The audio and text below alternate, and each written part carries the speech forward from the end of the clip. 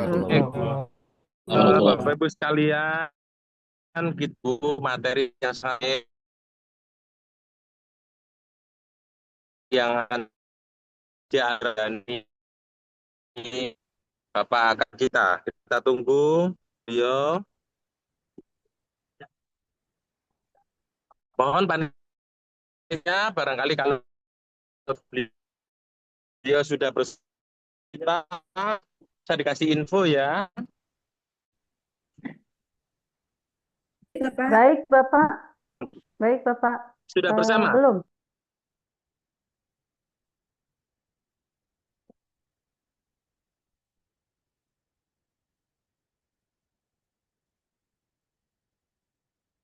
Ya, kita tunggu ya. Mohon kalau Zoom dengan Bapak Kepala Badan, eh, wajahnya ditampilkan semua. Jangan hanya ada foto, ya. Oke, Oke, Bapak. siap Bapak. Siap. Oke. Terus jangan lupa menjaga mic-nya ya. Jangan sampai ada yang bocor. Kalau menjaga mic aja nggak siap, apalagi menjaga hatiku. Oke, siap Siap, Bapak. siap. Ya, Siap, baik. oke. Terima kasih. Kita tunggu kesiapan guru besar kita yang terhormat Pak Profesor Dr. Kiai Haji Ali Ramdhani. Ya, Pak.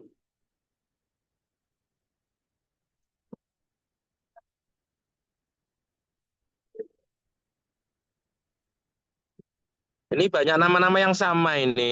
Ada Muhammad Toha juga ada.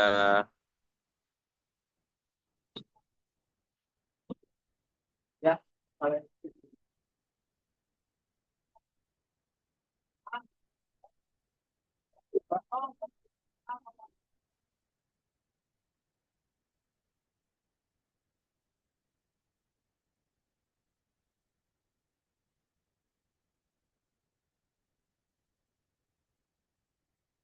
bisa dibantu.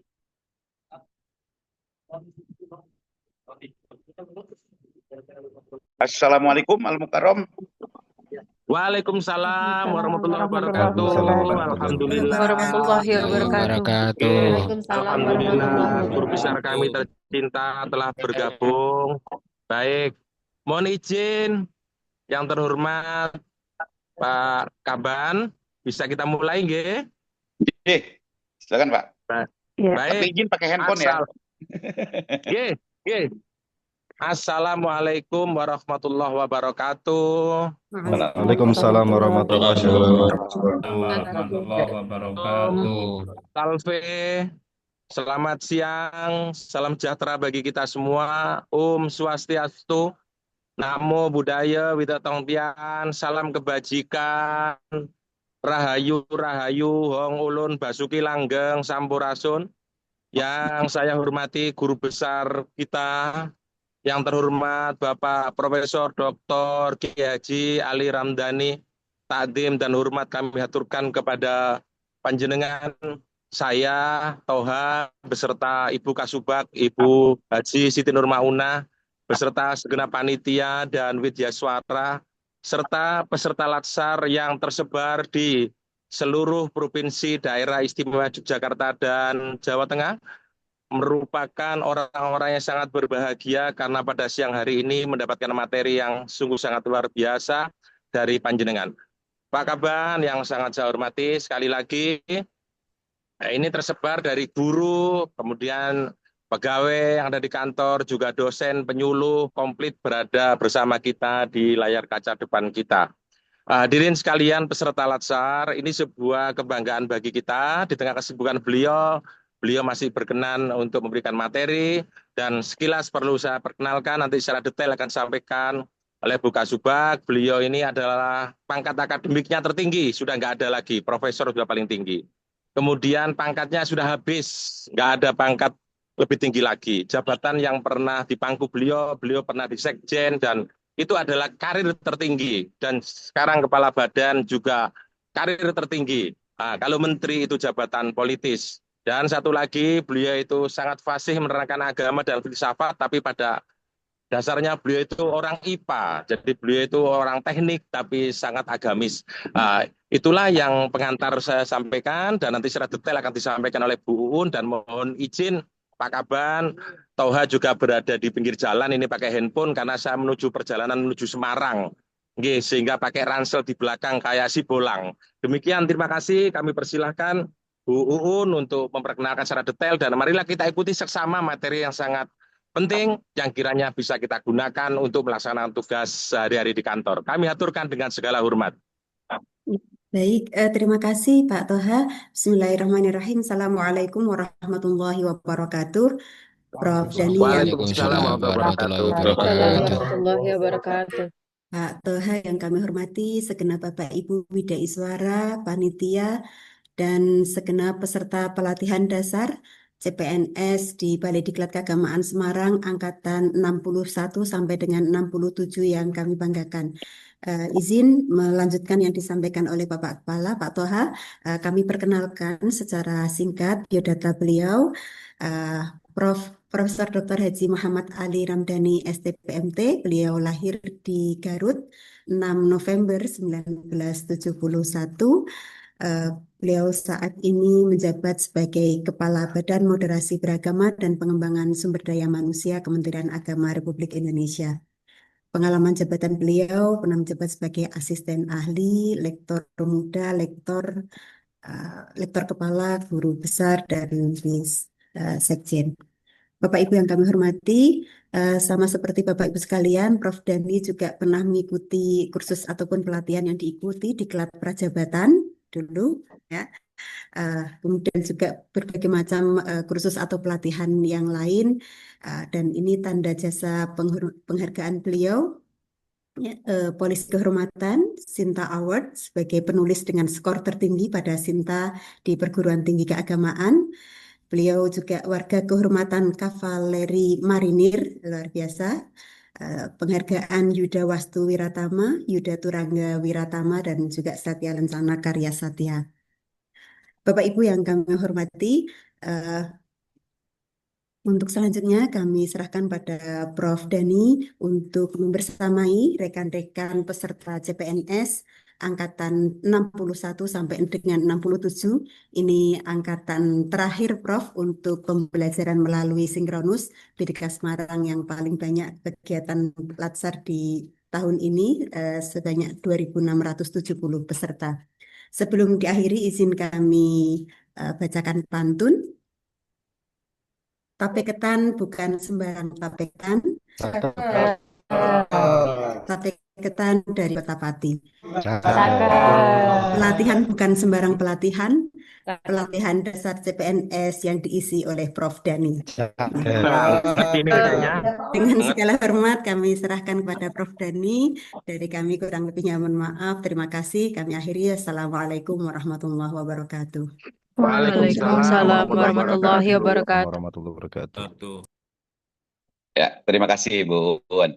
Assalamualaikum warahmatullahi wabarakatuh. Waalaikumsalam warahmatullahi wabarakatuh. Selamat siang, salam sejahtera untuk kita semua. Salam, Om Swastiastu, Namo Buddhaya, salam kebajikan, Wekte Tongtien, Rahayu, salam sehat, salam bahagia. Alhamdulillahirrabbilalamin, wassalatu wassalamu ala asrofil anbiya'i wal mursalin, Sayyidina wa maulana Muhammadin wa ala alihi wa sahbihi ajmain. Yang kita muliakan, yang kita hormati bersama Al-Mukarram, Al-Muhtaram, Al-Alim, Al-Alamah, Kepala BDK Semarang, Dr. Kiai Haji Muhammad Toha, Bu Kasuban TU. Ampun Pak Prof. Kasuban TU, segenap Widai Suara, peserta pelatihan yang berbahagia. Mengawali segala sesuatunya tentu meniscayakan pada kita semua selaku insan yang beriman untuk senantiasa memanjatkan puji dan syukur kehadirat Ilahi Robbi, Ilahi Robuna yang pada hari ini telah memperkenankan kita semua dapat bersilaturahmi, bermuajahah dalam kerangka membangun komitmen bersama sebagai abdi negara untuk melaksanakan khidmah terbaik kita bagi bangsa. Di mana pada hari ini kita mengikuti sebuah kegiatan latsar bagi CPNS tahun 2025 yang dilakukan oleh BDK Semarang. Dan selanjutnya bagi komunitas muslim izinkan saya untuk mengajak menyampaikan salawat dan salam bagi junjungan kita Nabi besar Muhammad Sallallahu Alaihi Wasallam, para keluarganya, para tabiin dengan doa dan harapan semoga kita senantiasa istiqomah memegang ajarannya hingga kelak di yaumil jaza, di yaumil kiamah kita memperoleh syafaat darinya. Sebelum saya memaparkan beberapa hal yang terkait dengan pengembangan sumber daya manusia, izinkan saya untuk menyampaikan rasa syukur, ucapan selamat dan tahniah atas capaian yang luar biasa dari peserta pelatihan kita, di mana peserta pelatihan kita telah melalui berbagai tahapan-tahapan yang tentu saja melelahkan dan penuh dengan lika-liku, rintangan, di mana Anda semua mengalami seleksi administratif, kemudian seleksi kompetensi, sampai Anda ditetapkan sebagai CPNS. Saya ingin menyampaikan bahwa tidak banyak orang yang memiliki nasib baik seperti Anda. Antrian-antrian dari orang yang ingin menjadi abdi negara sungguh luar biasa. Dan Anda terpilih tentu saja berdasarkan pendekatan-pendekatan yang tadi saya sebut. Anda telah melewati seleksi administrasi dan seleksi kompetensi yang luar biasa. Dan saya berharap Anda semua bersyukur, dan bersyukur bagi seorang yang beriman tentu tidak selesai pada ruang-ruang pemikiran, tidak sekedar pada lisan, tidak sekedar selesai pada penghayatan, tetapi bagaimana memberikan ruang aktualisasi yang nyata sebagai wujud syukur kita. Wujud syukur bagi seorang yang beriman adalah ketika dia menebarkan berbagai kebaikan pada lingkungannya, khusus bagi PNS adalah dengan menghidmahkan dan mengabdikan diri Anda dalam upaya-upaya terbaik untuk melayani masyarakat, khususnya para pemangku kepentingan maupun pemangku kebijakan. Saya diminta untuk menyampaikan hal-hal yang berkaitan dengan pengembangan sumber daya manusia. Namun sebelumnya izinkan saya, sebelum kita menyampaikan tentang pengembangan sumber daya manusia, tentu kita harus tahu tentang arah dan orientasi program-program strategis di Kementerian Agama, agar kemudian ketika kita melaksanakan mandat kita sebagai seorang ASN, itu memahami betul tentang apa yang akan kita lakukan. Di penghujung tahun 2024, kita melaksanakan sebuah agenda rutin yang disebut dengan Rakernas atau Rapat Kerja Nasional.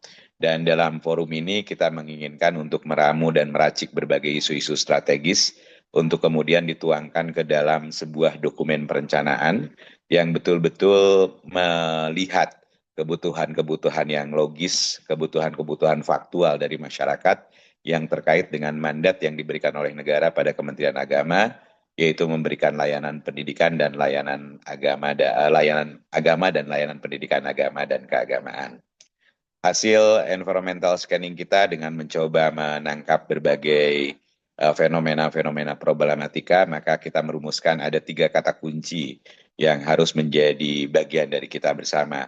Di samping kita menangkap berbagai isu-isu strategis, karena pendekatan perencanaan itu tidak sekedar pendekatan-pendekatan yang partisipatif, top down dan pendekatan teknokratik, tetapi kita juga melakukan cascading terhadap program strategis nasional, di mana Bapak Presiden, Bapak Pemerintahan, Bapak Prabowo Subianto telah menetapkan Astacita, dan kita melihat ada irisan-irisan yang memang harus kita ikhtiarkan bersama agar Astacita ini dapat terimplementasi dengan baik.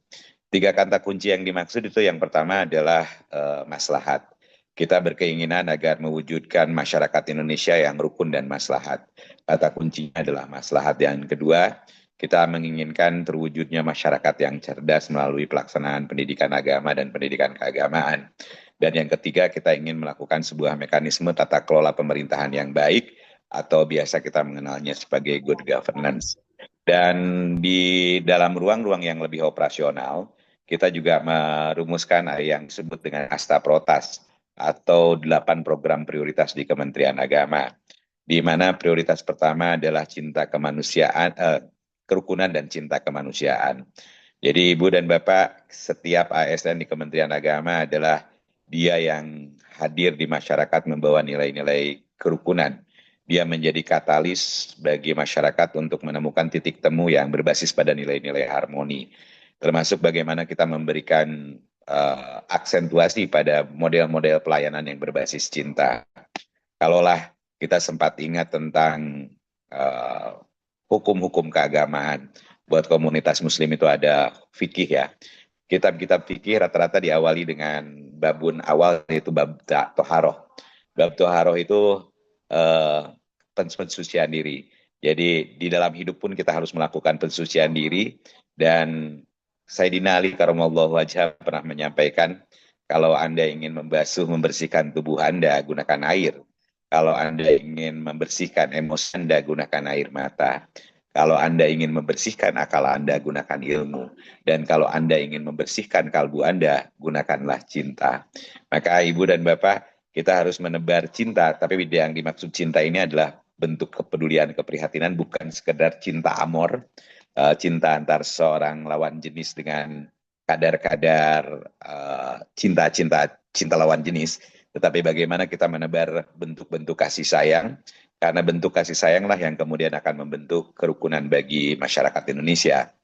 Yang kedua itu adalah penguatan ekoteologi, bahwa kita melihat pada hari ini tempat kita berpijak telah terjadi perubahan yang luar biasa, atau orang biasa menyebutnya sebagai climate change, yang membawa perubahan-perubahan yang luar biasa, di mana perubahan iklim yang ditandai dengan kenaikan suhu ini memicu berbagai bencana alam yang dulu tidak pernah terfikirkan oleh kita semua. Berubahnya musim dulu waktu saya belajar di tingkat sekolah dasar, kita memahami bahwa bulan hujan, bulan hujan ya, itu atau musim hujan itu diawali dengan bulan-bulan yang disebut berber, dari mulai September, Oktober, November, Desember, dan berhenti di bulan Maret berhenti. April itu orang Sunda menyebutnya prul-pril, mulai pohon berbuah. Tetapi pada hari ini, bulan Juli sudah terjadi banjir dan lain sebagainya. Dan kita melihat bahwa perubahan iklim ini merupakan akibat dari tingkah laku manusia yang kalau menggunakan istilah Gandhi, itu beliau menyebut bahwa sebetulnya dunia ini mampu memenuhi kebutuhan semua orang, tetapi tidak akan mampu memenuhi permintaan satu orang yang serakah. Artinya bahwa Gandhi berpendapat bahwa orang yang serakah inilah yang merusak dunia, yang mengeksploitasi secara berlebihan. Dan serakah ini adalah sebuah nilai-nilai kemanusiaan yang perlu ditata dan diatur melalui nilai agama. Ekoteologi pada dasarnya adalah bagaimana kita menata lingkungan kita dengan menggunakan kontrol spiritual. Tidak sekedar kontrol sosial, kontrol fisikal, termasuk kontrol teknologi, tetapi bagaimana nilai-nilai spiritual menjadi sesuatu hal yang mengendalikan kita bersama. Jadi Ibu dan Bapak, kalau dalam istilah Pak Menteri kita, bahwa hidup kita itu tergantung dari etos dan logos. Dan diharapkan logika kita pun ada yang mengatur, yang disebut dengan nilai-nilai spiritual. Dan beliau menyampaikan bahwa proses berpikir kita bukan sekedar konsentrasi, tetapi bagaimana kita juga melakukan ikhtiar-ikhtiar dalam bentuk kontemplasi. Nilai-nilai ekoteologi pada dasarnya adalah menggabungkan dua nilai. Yang pertama adalah bagaimana kita memelihara lingkungan dalam perspektif ekologis. Yang dimensi lain adalah bagaimana kita mendisersikan nilai-nilai agama menjadi sebuah nilai di dalam menata dan mengatur alam, agar alam senantiasa bersahabat dengan kita bersama. Kemudian program prioritas ketiga adalah layanan agama berdampak. Artinya bahwa sebuah pelayanan itu harus memiliki dampak yang signifikan terhadap kesejahteraan masyarakat. Tidak sekedar, kembali saya menyebut bahwa program kerja tidak sekedar selesai pada ruang-ruang konseptual, teoretikal, tetapi dia harus memberikan dampak yang signifikan dan tentu saja berkelanjutan. Kemudian yang keempat itu adalah pelaksanaan pendidikan yang unggul, kemudian terintegrasi dan ramah. Kita berkeinginan menciptakan sebuah mekanisme pendidikan sebagai rumah kedua, sebuah tempat menempa anak-anak bangsa agar kemudian dia memiliki modal yang cukup ketika mereka menapaki kehidupan di dunia maupun ketika mereka menjalani kehidupan di akhirat nanti. Konsep well-being dalam konteks Kementerian Agama tidak sekedar menciptakan orang-orang yang mampu bertahan hidup secara baik di dunia, tetapi bagaimana mereka mampu melakoni hidupnya yang baik di kelak di akhirat nanti ketika segala bentuk pertanggungjawaban kehidupan kita di dunia itu harus mengantarkan ruang kesejahteraan pada kita di saat kita menjalani kehidupan di akhirat nanti. Program prioritas kelima adalah tentang penguatan pesantren. Pesantren adalah salah satu model pendidikan genuine khas Indonesia. Dia hadir dan lahir menempa anak bangsa lebih dulu dibanding dengan lahirnya bangsa ini. Ada 3 fungsi yang akan kita kokoh dan perkuat, yaitu pertama fungsi dakwah di pesantren, kemudian yang kedua adalah fungsi pendidikan, dan yang ketiga adalah fungsi pemberdayaan masyarakat. Prioritas keenam adalah penguatan ekonomi masyarakat, penguatan ekonomi umat, maaf. Penguatan ekonomi umat ini dilakukan dengan berbasis pada nilai-nilai yang tentu saja berlandaskan nilai-nilai keagamaan. Di komunitas muslim, dalam sependek ingatan saya, ada 18 varian dari filantropi keagamaan. Di agama lain juga banyak, tapi yang paling populer di komunitas muslim itu ada zakat, infak, sodakoh, hadiah, dan hibah ya. Dan itu perlu ditata kelola dengan baik. Maka penguatan ekonomi umat dengan berbasis dana-dana filantropi yang berkelanjutan dan masuk pada sektor produktif itu menjadi sebuah program prioritas bagi Kementerian Agama pada periode 2025-2029. Kemudian yang berikutnya, yang ketujuh itu adalah kalau dulu itu ada yang disebut sukses haji, tetapi sekarang direkonstruksi menjadi penguatan peran tempat ibadah. Tempat ibadah merupakan sebuah epicentrum peradaban. Dia tidak sekedar rumah doa, dia tidak sekedar rumah tempat sholat, tetapi dia harus menjadi ruang yang memadai bagi masyarakat untuk memberdayakan dirinya. Berbagai ikhtiar-ikhtiar yang kita lihat di masyarakat, dia menjadi sebuah epicentrum peradaban, itu perlu diperkokoh. Dan yang terakhir adalah digitalisasi layanan keagamaan. Bukanlah warga Kementerian Agama kalau di handphonenya tidak punya super app pusaka. Dan saya berharap Anda semua adalah orang yang melek teknologi. Berdasarkan hasil paparan saya di awal, maka izinkan saya kemudian masuk ke model pengembangan sumber daya manusia yang dilakukan oleh Kementerian Agama. Badan Moderasi Beragama dan Pengembangan Sumber Daya Manusia adalah lembaga yang paling bertanggung jawab terhadap kompetensi ASN. Dan kami melakukan berbagai ikhtiar untuk melakukan berbagai pengembangan sumber daya manusia, baik yang dilakukan secara konvensional maupun melakukan melalui proses-proses online. MOOC adalah salah satu program pelatihan yang populer di masyarakat Indonesia, dan itu diterbitkan oleh Kementerian Agama. Betapa bangganya saya karena tahun kemarin yang ikuti pelatihan itu hampir 1,8 juta, melampaui jumlah ASN di Kementerian Agama. Kementerian Agama ini memiliki ASN jumlahnya 340. Artinya bahwa layanan pendidikan, layanan pelatihan kita sudah dinikmati oleh banyak halayak, termasuk masyarakat umum. Ibu dan Bapak bercerita tentang pengembangan sumber daya manusia, maka kita bisa melihat, menelisik secara mendalam bahwa kata program pengembangan sumber daya manusia sesungguhnya memiliki aksentuasi pada manusia, di mana objek utama dan subjek utamanya adalah manusia. Aktor utama dari pengembangan sumber daya manusia adalah manusia. Dan bicara tentang pengembangan sumber daya manusia dengan aksentuasi pada manusia dan kemanusiaan, maka ada baiknya kita memulai dengan pemahaman kita terhadap manusia. Jadi Ibu dan Bapak, ada kaidah di Muslim yang nanti akan saya terjemahkan secara kontekstual, bukan tekstual, yang menyebut bahwa man arafa nafsahu faqad arafa rabbahu. Barang siapa mengenal dirinya, maka dia akan mengenal Tuhannya.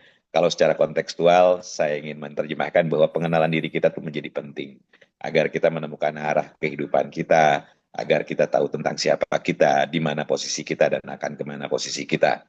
Dan Ibu Bapak, karena memahami diri kita itu menjadi penting, maka izinkan pada momentum kali ini saya akan menyampaikan tentang definisi manusia untuk memantik diskusi kita pada hari ini tentang pengembangan sumber daya manusia. Manusia di dalam khasanah klasik, khususnya di Arab klasik, itu disebut sebagai al-insanu hayawanun natik, bahwa manusia itu adalah pada prinsipnya hewan yang berakal.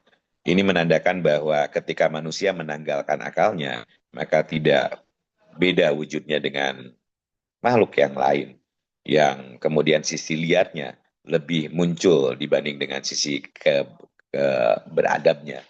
Maka Ibu dan Bapak, di dalam konteks ini kita bisa melihat bahwa eksistensi manusia sesungguhnya terletak dari kemampuan dia mendayagunakan akalnya yang bermuara pada kebijaksanaan. Ketika seorang manusia kehilangan kebijaksanaannya, maka dia tidak beda wujudnya dengan makhluk-makhluk lain di luar manusia. Dan apabila kemudian kita masuk pada filosof abad pertengahan, maka kita ketemu dengan seorang pemikir yang bernama René Descartes. Dia pernah menyatakan cogito ergo sum, aku berpikir maka aku ada. Maka dalam konteks ini lagi-lagi eksistensi manusia ditetapkan berdasarkan kemampuan dia menggunakan akalnya.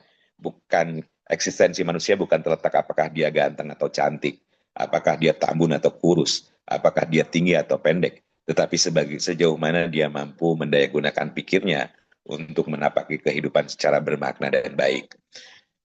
Ibu dan Bapak, jadi dari dua definisi ini kita bisa menemukan kalau kita ingin melakukan pengembangan sumber daya manusia, maka sentuhlah hal yang paling esensial, yaitu akalnya. Dan ketika kita mencoba menelisik lebih dalam tentang eksistensi kita sebagai manusia, ada sebuah dialog yang perlu kita cermati bersama, dialog yang dilakukan oleh seorang filosof yang bernama Aristoteles bersama muridnya. Ketika muridnya bertanya siapa kita, maka Aristoteles bilang bahwa kita adalah kebiasaan. Kita adalah sesuatu hal yang dilakukan secara berulang-ulang. Kebiasaan ini kalau kita coba telusuri secara mendalam apa itu yang membentuk kebiasaan kita, maka hadir seorang pemikir yang bernama Stephen Covey, dia penulis buku Seven Habits, dia menyebut bahwa perilaku seseorang itu ditentukan oleh 3 pilar yang perlu hadir secara bersama-sama, yaitu pengetahuan, keterampilan, dan upaya, effort atau biasa kita menyebutnya attitude. Maka Ibu dan Bapak, atau untuk menjelaskan tentang Stephen Covey ini, saya ingin menyebut bahwa ada orang yang kebiasaannya tidak mandi. Bukan karena apa-apa, karena pemahaman dia, pengetahuan dia tentang mandi itu tidak mengubah apapun. Dia punya teman yang tidak begitu ganteng, mau mandi 5 kali sehari, mau mandi 3 kali sehari, atau tidak mandi pun tetap aja tidak ganteng gitu ya. Dan kemudian dia melihat temannya yang ganteng, mau mandi sekali sehari, 3 kali sehari tetap ganteng. Karena perspektif dia terbatas pada perubahan fisik, tidak dilengkapi dengan perspektif kesehatan, perspektif etika, dan lain sebagainya, maka dia punya kebiasaan tidak mandi. Tetapi kepengetahuan sendiri juga tidak cukup, Ibu dan Bapak. Katakanlah ada sebuah pekerjaan, kebiasaan orang, atau hobi orang berenang. Orang akan memiliki kebiasaan berenang, tidak cukup oleh pengetahuannya saja. Katakanlah begini, ada orang yang memahami berenang dengan baik dari sisi pengetahuan. Dia tahu bahwa manusia mampu mengambang di atas air karena berat jenisnya di bawah 1. Biar kata dia pasti akan mengapung.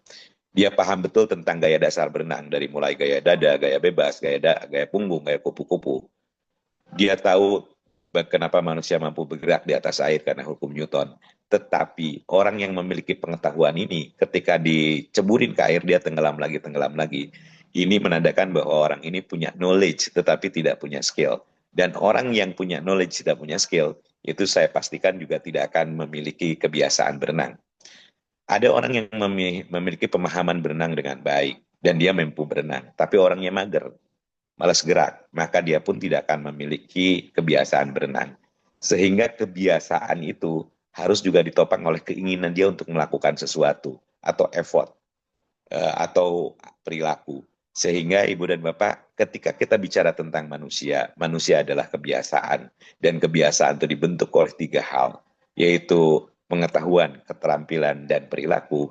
Maka pengembangan sumber daya manusia yang dilakukan di Kementerian Agama, wabil khusus di Badan Moderasi Beragama dan Pengembangan Sumber Daya Manusia, kita definisikan sebagai sebuah pengembangan sumber daya manusia adalah sebuah ikhtiar yang dilakukan secara sadar, dilakukan secara sistemik dan terencana untuk mengubah 3 hal yang fundamental di dalam manusia, yaitu meningkatkan pengetahuan, keterampilan, dan yang terakhir adalah membentuk perilaku yang baik.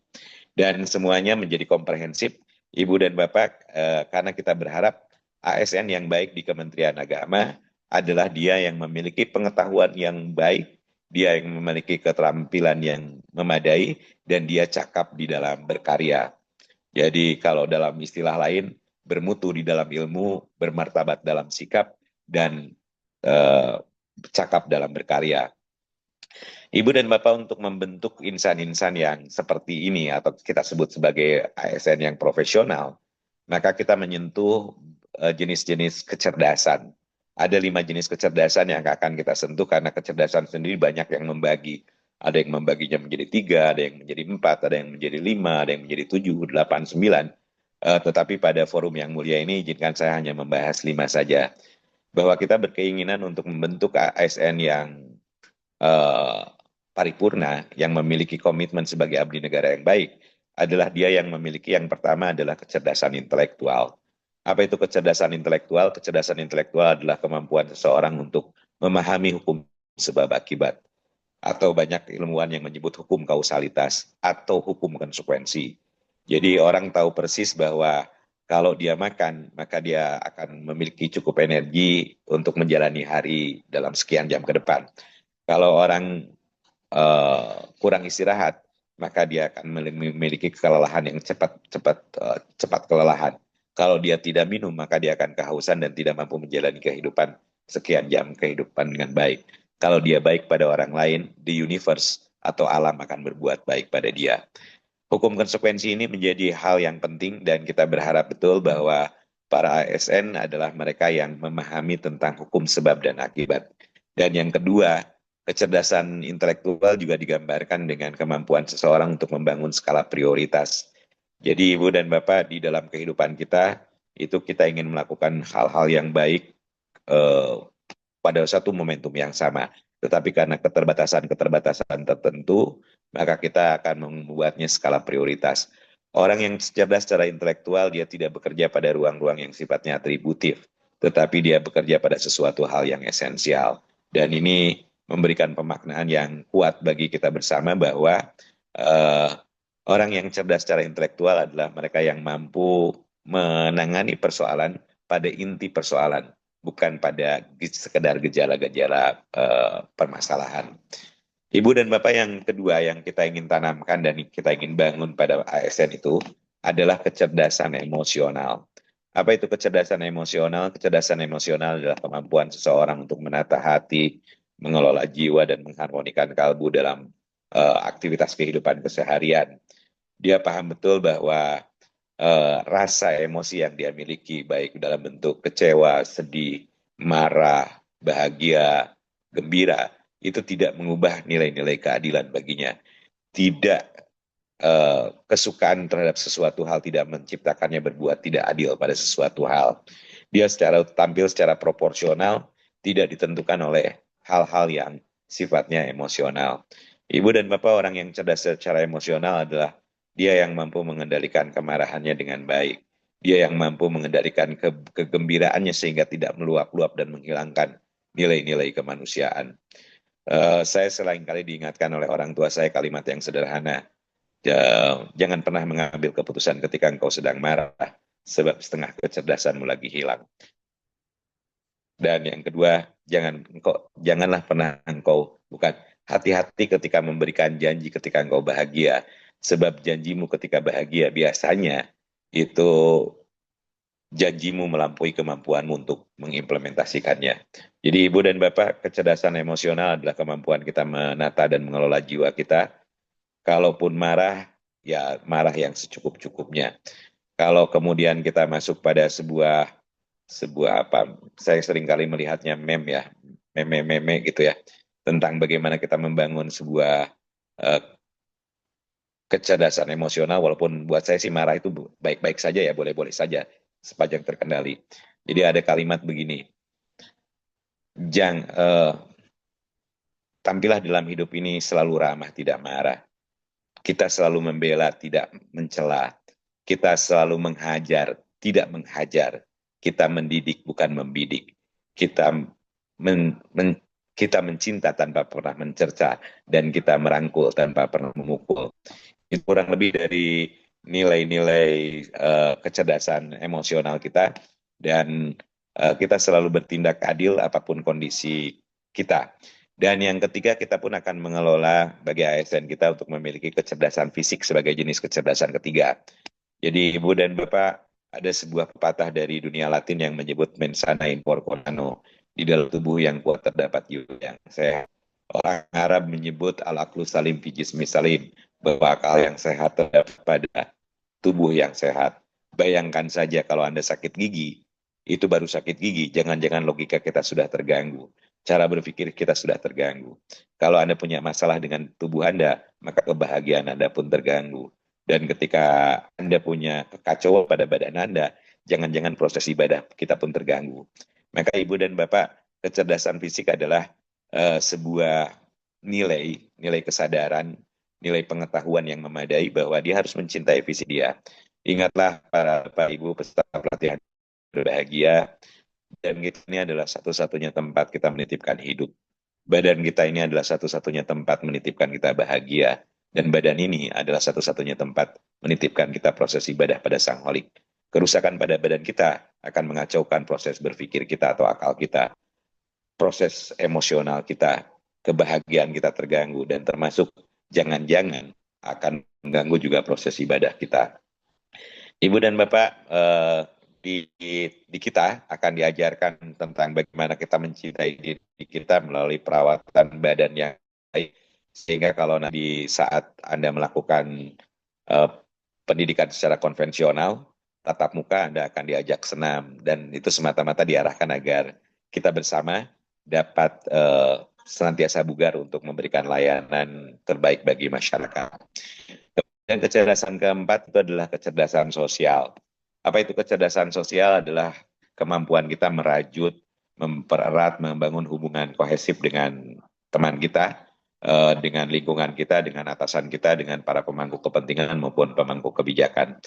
Ingatlah bahwa kemampuan kita di dalam merajut hubungan dengan pihak lain itu akan menentukan keberhasilan hidup kita bersama. Karena manusia pada dasarnya itu sangat tergantung dari orang lain. Jadi Ibu dan Bapak, kita bermakna, kita hidup itu sangat tergantung dari pihak lain. Sehingga kemampuan kita untuk menjadi bagian dari sebuah tim, kita membangun kolaborasi, membangun sebuah sinergi adalah ciri dari ASN yang memiliki kecerdasan sosial yang baik. Untuk membangun kecerdasan sosial yang baik, saya kira kita perlu melakukan doktrin 7S. Dari mulai sapa, sopan, santun, sabar, senyum, semangat, kemudian sportif, itu harus menjadi penciri bagian dari kita sebagai ASN di Kementerian Agama. Sportif artinya dia cepat minta maaf apabila bikin kesalahan, dan dia mudah berterima kasih pada mereka yang telah memberikan kontribusi. Kita hadir sebagai katalis membangun harmoni di antara teman-teman kita. Kita menjadi seorang yang senantiasa kehadirannya didambakan oleh orang. Karena kehadiran kita selalu bermakna membangun dan menciptakan nilai-nilai kebaikan. Dan kemudian yang terakhir, di Kementerian Agama, di kecerdasan jenis kelima, kita berharap masing-masing ASN di kita memiliki kecerdasan spiritual yang baik. Ini menandakan bahwa fungsi kita sebagai hamba Tuhan itu memahami bahwa setiap tarikan nafas kita, setiap detak dan degup jantung kita, setiap aliran darah kita, itu semuanya adalah merupakan bagian rekayasa dari Tuhan, dari Sang Holik, dari Sang Pencipta, dan harus didedikasikan di dalam khidmah kita pada Sang Holik. Ibu dan Bapak, pekerjaan kita bisa hanya bernilai duniawi apabila perspektif kita hanya dunia, dan akan memiliki dimensi dunia dan akhirat atau berpahala dari sisi keagamaan ketika kita memiliki niat yang baik. Bagi komunitas muslim, di dalam hadis Arba'in, hadis yang pertama itu menyebut innamal a'malu binniyah. Ketika kita bekerja, maka niatkanlah itu sebagai bentuk ibadah kita. Ibadah buat diri kita, ibadah buat keluarga kita, dan memberikan pelayanan sebagai ibadah. Bukankah kita diingatkan bahwa khairun nas anfa'uhum linnas? Orang yang terbaik adalah orang yang memberikan kontribusi terbaik bagi sesama. Ibu dan Bapak, orang yang memiliki kecerdasan spiritual tidak pernah takut dengan pengawasan melekat. Yang dia khawatirkan adalah pengawasan malaikat. Dia selalu berupaya berada pada koridor-koridor kebaikan dalam dimensi-dimensi keagamaan. Dan dia hadir tampil sebagai hamba Tuhan yang baik. Dia selalu jujur, dia selalu anti terhadap bentuk-bentuk pemaksiatan dan kenakalan, karena dia sadar betul bahwa apa yang dilakukannya harus dipertanggungjawabkan kelak ketika dia menjalani hari perhitungan ketika ditimbang amal dan perbuatannya. Ibu dan Bapak, kemudian arah dan orientasi dari seorang ASN yang profesional di Kemenpan RB itu memiliki nilai yang disebut dengan core value berakhlak. Apa itu berakhlak? Bernya itu untuk berorientasi terhadap pelayanan. Jadi Ibu dan Bapak, kita hadir hidup di Kementerian Agama sebagai ASN adalah pelayan dari umat. Maka masyarakat adalah raja. Maka layani masyarakat dengan baik. Dan nanti Ibu dan Bapak akan memperoleh materi tentang pelayanan prima, implementasikan itu dengan baik. Kemudian A yang berikutnya adalah akuntabel. Bahwa seorang ASN yang baik adalah orang yang memiliki mekanisme pertanggungjawaban secara substantif maupun secara material. Secara material tentu dalam bentuk-bentuk administratif, dan secara substantif bahwa dia sadar apa yang dilakukannya harus dipertanggungjawabkan di hadapan Sang Holik. Kemudian Ibu dan Bapak, yang selanjutnya adalah kompeten. Orang ASN di Kementerian Agama adalah orang yang tidak berada pada zona nyaman. Dia selalu belajar dan berikhtiar mencari sesuatu hal yang baru karena peraturan itu senantiasa bergeser dan berubah. Dan dia melakukan sesuatu hal dengan ilmunya. Sebab kita punya prinsip bahwa sesuatu hal yang diberikan bukan pada ahlinya atau goiri ahliha, ujung-ujungnya fa'anta diri sya'ah, atau kita tunggu saja kehancurannya. Kita berharap Anda adalah orang-orang yang berkompeten, memiliki ilmu yang cukup dan memadai, memiliki keterampilan yang cakap, dan tentu saja semuanya dibingkai dengan perilaku-perilaku yang baik. Kemudian H berikutnya adalah harmoni. Bagaimana sekali lagi bahwa kehadiran kita di komunitas kita, ketika kita melayani masyarakat, ketika kita berinteraksi dengan sesama, kita menjadi teladan bagi nilai-nilai kerukunan, hidup di dalam harmoni. Tidak boleh di antara kita menjadi seorang agitator. Dia adalah orang yang selalu meredam bentuk-bentuk sifat-sifat antagonis yang di luar nilai-nilai kemanusiaan. Kemudian L-nya itu akhlak, karena akhlak ya. L-nya itu loyal. Dan saya ingin mengingatkan Ibu dan Bapak, yang dimaksud loyal bukan loyal individual, tetapi loyal terhadap peraturan perundang-undangan. Di mana panglima dari pekerjaan kita adalah aturan-aturan yang tadi dimaksud, baik peraturan perundang-undangan, termasuk di dalamnya adalah nilai-nilai agama. Dan A berikutnya adalah adaptif, bahwa seorang ASN di lingkungan Kementerian Agama adalah mereka yang selalu menjadikan dirinya tidak tergerus pada dinamika waktu. Dia selalu berada pada poros-poros inti perkembangan zaman. Dia tidak pernah tertinggal dari perubahan-perubahan zaman, dan dia selalu berada pada ruang-ruang yang terupdate. Maka saya berpesan bahwa Anda tidak boleh berada pada zona nyaman, Anda harus berada pada zona pembelajar. Berhentinya belajar buat seorang ASN di Kementerian Agama adalah kematian hakiki dari profesinya sebagai seorang ASN. Dan berikutnya ada K-nya adalah kolaboratif. Kita sadar betul, tadi saya menyampaikan bahwa di dunia ini tidak ada Superman, yang ada adalah super team. Bagaimana kita membangun kolaborasi, menciptakan iklim kebersamaan, bersinergi, karena bersinergi menciptakan energi. Jadi Ibu dan Bapak, itulah yang bisa saya sampaikan dengan pengembangan sumber daya manusia, dan izinkan saya membuat sebuah resume. Yang pertama, bahwa kita di Kementerian Agama memiliki koridor utama di dalam pelaksanaan kegiatan kita. Mandat yang diberikan oleh agama adalah pelayanan agama dan pelayanan pendidikan agama dan keagamaan. Kita memiliki 3 kata kunci yang menjadi isu strategis di 2025-2029, yaitu yang pertama maslahat, cerdas, dan tata kelola yang baik. Kita punya Asta Protas, diawali dengan kerukunan dan cinta kemanusiaan, ditutup dengan digitalisasi layanan keagamaan. Dan untuk itu maka diperlukan ASN yang paripurna, dan kita membentuk ASN paripurna ini melalui pengembangan sumber daya manusia. Pengembangan sumber daya manusia didefinisikan sebagai sebuah upaya yang dilakukan secara sadar, sistemik, dan terencana oleh kita, dan untuk membentuk 3 hal yang permanen pada diri manusia, yaitu knowledge, skill, dan attitude. Dan untuk itu maka kita akan menyentuh di 5 hal penting dalam konteks kecerdasan, kita membangun kecerdasan intelektual, kecerdasan emosional, kecerdasan fisik, kecerdasan sosial, dan yang terakhir adalah kecerdasan spiritual. Dan semuanya diarahkan untuk mewujudkan ASN yang berakhlak. Saya kira demikian Ibu dan Bapak. Terima kasih atas perhatiannya. Mohon maaf atas hal yang kurang berkenan. Sebagai penutup, izinkan saya menyampaikan satu kata kunci.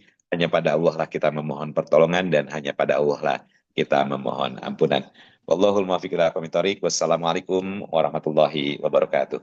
Waalaikumsalam warahmatullahi wabarakatuh. Terima kasih Pak Kaban, Terima kasih. Bu Kasubar, karena kesibukan beliau, maka untuk tanya jawabnya ditangguhkan dulu, nanti biar Bapak hadir di Semarang, nanti akan ada tanya jawab yang seluas-luasnya. Kiranya itu. Terima kasih Pak Siap. Prof Kaban.